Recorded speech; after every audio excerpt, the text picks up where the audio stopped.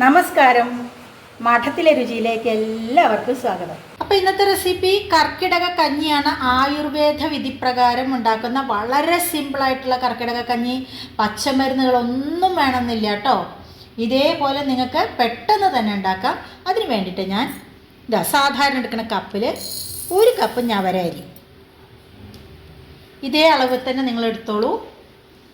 അതോടൊപ്പം തന്നെ ചെറുപയർ, 1 കപ്പ് ഞവര അരിക്ക് 1/2 കപ്പ് ചെറുപയർ ഒരു 1/2 കപ്പ്. അതിൻ്റെ കൂട്ടത്തിൽ തന്നെ ഒരു 1/2 ടീസ്പൂൺ.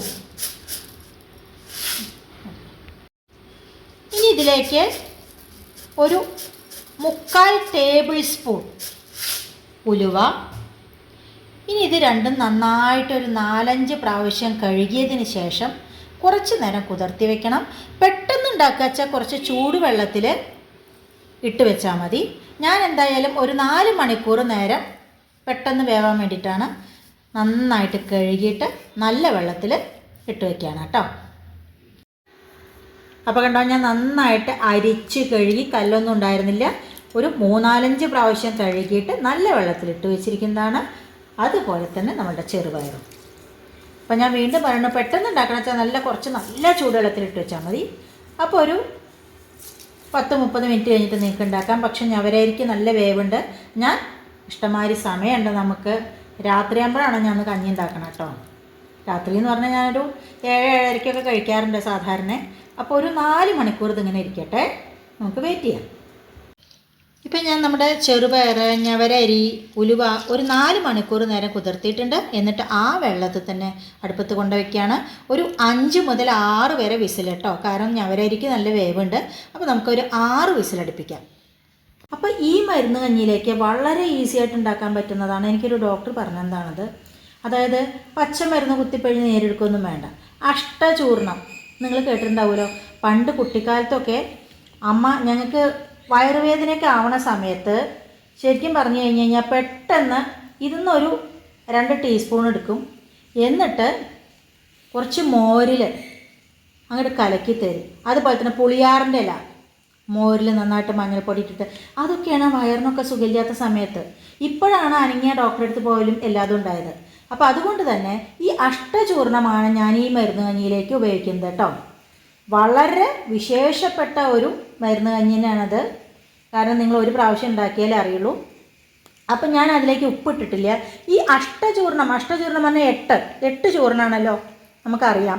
ഇതിൽ ഉണ്ട കുരുമുളകുണ്ട്, അതായത് മുഴുവൻ കുരുമുളകുണ്ട്, നീളമുള്ള കുരുമുളകുണ്ട്, അതുപോലെ തന്നെ ഇഞ്ചിയുണ്ട്. ശുണ്ടി പറയും നമ്മൾ, ശുണ്ടി എടുക്കലല്ല കേട്ടോ, ഇഞ്ചി.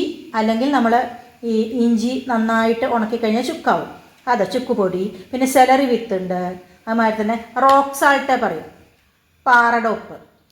അതുമാതിരി നല്ല ജീരകമുണ്ട്, കറുത്ത ജീരകമുണ്ട്, കായുണ്ട്.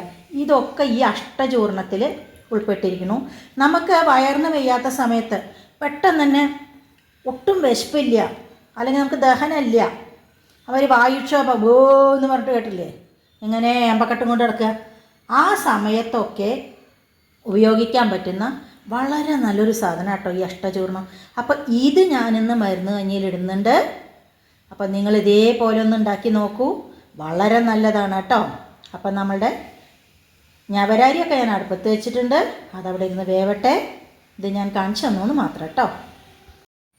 ഇപ്പം ഞാൻ ഒരു ചെറിയ നാളികേരത്തിൻ്റെ 1 മുറി അത്ര എടുക്കുന്നുള്ളൂ കേട്ടോ. നാളികേരമൊക്കെ ഇഷ്ടം മാതിരി എത്ര വേണമെങ്കിൽ എടുക്കാം, പക്ഷേ തൽക്കാലത്തേക്ക് ഞാൻ ഇത് എടുക്കുന്നുള്ളൂ.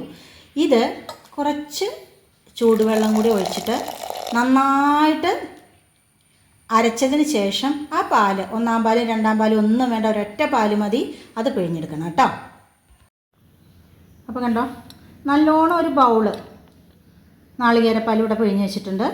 നന്നായിട്ട് അടിച്ചതിന് ശേഷം ഒരു നല്ലൊരു തുണിയിൽ വെച്ചിട്ടാണ് പിഴിഞ്ഞാൽ മതി കേട്ടോ. അപ്പോൾ പഴുക്ക പ്ലായില കിട്ടിയില്ല കേട്ടോ. പ്ലായില എങ്ങനെ കുത്തുകയെന്നൊക്കെ അധികം ആൾക്കാർക്കാർക്കും അറിയണ്ടാവില്ല. അപ്പം നമ്മുടെ അരിയൊക്കെ നന്നായിട്ട് വെന്ത മണം വരുന്നുണ്ട്.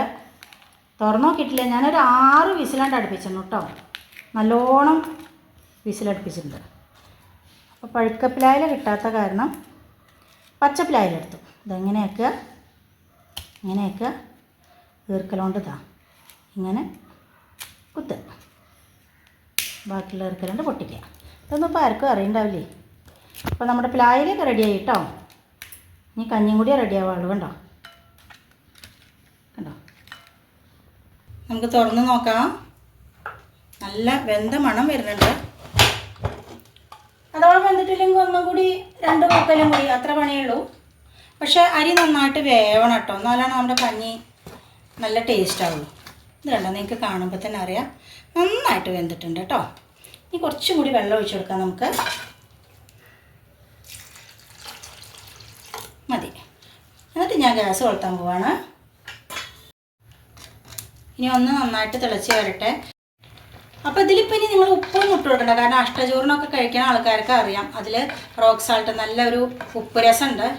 അപ്പോൾ 1 ടീസ്പൂൺ അത്ര ആവശ്യമുള്ളൂ കേട്ടോ അഷ്ടചൂർണ്ണം ഇട്ട് കൊടുക്കേണ്ടത്. അതുമാതിരി തന്നെ എനിക്ക് കുറച്ച് കയ്പ്പൊക്കെ ഇഷ്ടമാണ്. അപ്പോൾ കുട്ടികളാണെന്ന് വെച്ചാൽ നിങ്ങളൊരു കാര്യം ചെയ്യണം, കുട്ടികൾക്ക് കുറച്ചധികം ശർക്കരപ്പൊടി അല്ലെങ്കിൽ ശർക്കര ചീവി ഇട്ട് കൊടുത്താൽ മതി. ഞാനിപ്പോൾ ഒരുപാട് ശർക്കര ഇടുന്നില്ല. അതായത് തിളച്ച് വരൽ തുടങ്ങി ഈ സമയത്ത് ഞാൻ ചെറുപയറൊക്കെ എടുത്ത ആ കപ്പിൻ്റെ അളവ് തന്നെയാണ് 1 കപ്പ്.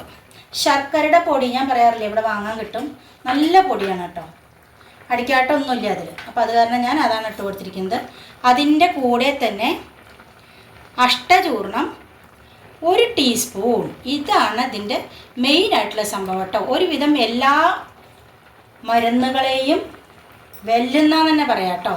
പച്ചമരുന്നുകളൊക്കെ വെല്ലുന്നതുണ്ട് ഈ അഷ്ടചൂർണത്തിൽ. അത് ഇട്ടപ്പോഴേക്കും എന്തൊരു മണം അറിയോ. ഈ ഒരു ശരിക്കും നമ്മൾ ചില ആയുർവേദ ആസ്പത്രികളിലും ഒക്കെ പോയി കഴിഞ്ഞാൽ ഈ മരുന്നുണ്ടാക്കുന്ന സ്ഥലത്ത് വല്ലാത്തൊരു മണം, ആ ഒരു മണമാണ് വന്നുകൊണ്ടിരിക്കുന്നത്.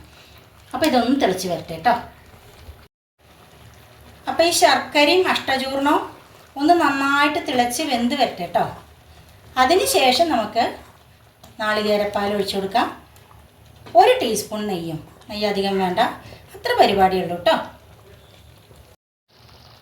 ഇപ്പോൾ കണ്ടോ ഒരുവിധം നന്നായിട്ട് കുറുകി വന്നിട്ടുണ്ട്. ഈ സമയത്ത് നമ്മൾ നാളികേരപ്പാൽ ഒഴിച്ചു കൊടുക്കുക. ഒരുപാട് നേരം തിളപ്പിക്കേണ്ട കാര്യമില്ല, ജസ്റ്റ് ഒരു തിള വന്നു കഴിഞ്ഞാൽ നമുക്ക് ഓഫ് ചെയ്ത് കൊടുക്കാം. മാത്രമല്ല അതിൻ്റെ കൂടെ തന്നെ നമുക്ക് കുറച്ച് നെയ്യ്, എന്നിട്ട് ജസ്റ്റ് ഒരു തിള വരെ വേണ്ടു കേട്ടോ. 1 ടീസ്പൂൺ മതി, നെയ്യ് മതി മതി കേട്ടോ. ഇനി ഒന്ന് തിളച്ച് വരട്ടെ. കണ്ടോ ഒരു തിള വന്നിട്ടുണ്ട്. ഗ്യാസ് ഓഫ് ചെയ്ത് കൊടുക്കാം കേട്ടോ. ഇനി ഒരു 10 മിനിറ്റ് നമുക്ക് ഒന്ന് അടച്ച് വെച്ച് കൊടുക്കാം. എന്നിട്ട് നമുക്ക് ഇതൊക്കെ ശരിക്കും ചെറു ചൂടോടെ തന്നെ കഴിക്കണം കേട്ടോ. അപ്പോൾ അതോടെ ഇരിക്കട്ടെ, ഒന്ന് അടച്ച് വെച്ച് കൊടുക്കാം. അപ്പോൾ നമ്മുടെ കഞ്ഞി ഞാനിങ്ങനൊരു സെർവിങ് ബൗളിലേക്ക് ആക്കുകയാണ്. ഒരു മൺപാത്രമാണ് കേട്ടോ. എന്തൊരു മണം വരുന്ന അറിയോ, ശരിക്കും അത് അഷ്ടചൂർണത്തിൻ്റെ ഒരു മണം, അട്ടിപ്പൊളി മണം. അപ്പോൾ എല്ലാവരും ഇതേമാതിരി ഉണ്ടാക്കും കേട്ടോ, എളുപ്പമല്ലേ. അല്ലാതെ പച്ചമരുന്ന് കിട്ടിയില്ല അല്ലെങ്കിൽ പച്ചമരുന്ന് തന്നെ വാങ്ങിയിട്ട് കർക്കിടക കഞ്ഞി ഉണ്ടാക്കൊന്നും വേണ്ട കേട്ടോ.